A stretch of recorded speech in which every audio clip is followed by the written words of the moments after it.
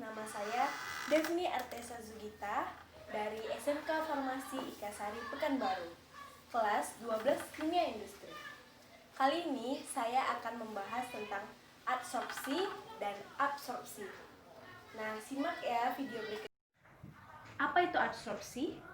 Adsorpsi adalah proses pemisahan komponen tertentu dari suatu fase fluida ke permukaan zat padat yang berfungsi sebagai penyerap. Nah, lalu apakah absorpsi itu?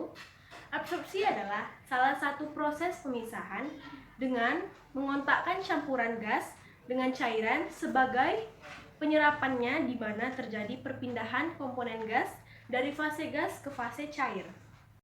Lalu apa nih yang membedakan adsorpsi dan absorpsi? Yang membedakannya adalah tempat berkumpulnya zat yang diserap. Jadi kalau adsorpsi itu memiliki zat padat, tetapi absorpsi itu dari fase gas ke fase cair. Nah, adsorpsi dan absorpsi juga mempunyai istilah-istilah loh. Istilah-istilah dari adsorpsi yaitu adsorben dan adsorbat.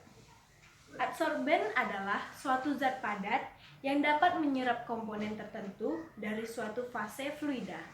Lalu adsorban adalah zat yang diserap.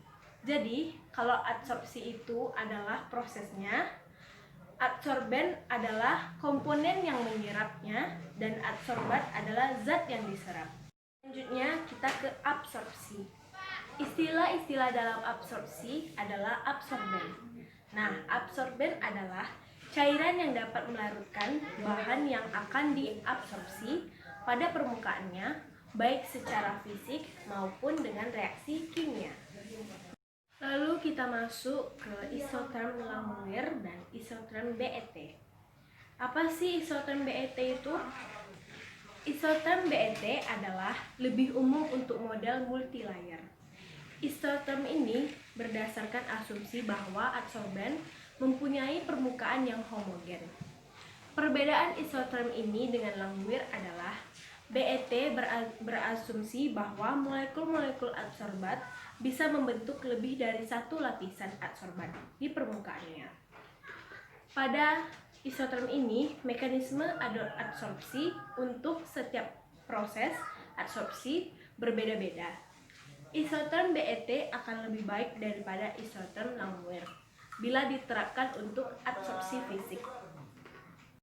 Kita lanjut ke persamaan BET dan persamaan Langmuir. Persamaan BET adalah sebagai berikut. Lalu persamaan Langmuir adalah sebagai berikut. Lalu kita masuk ke contoh adsorpsi dan absorpsi. Apa sih contoh dari adsorpsi itu? Contohnya adalah penjerapan uap air oleh silika gel. Lalu contoh pengaplikasiannya adalah yang pertama, penyerap racun dari norit. Yang kedua, penjernih air dari tawas. Yang ketiga, penghilang logam berat. Lalu, contoh dari absorpsi adalah uap air yang diserap oleh CaCl2 anhidrat. Lalu contoh pengaplikasiannya yaitu yang pertama, jumlah gas yang terlarut ke dalam solvent tergantung dari karakteristik gas, buangan, dan solvent sendiri. Yang kedua, absorpsi digunakan terutama untuk kontrol gas sulfur nitrogen, klorida, amoniak, dan beberapa hidrokarbon.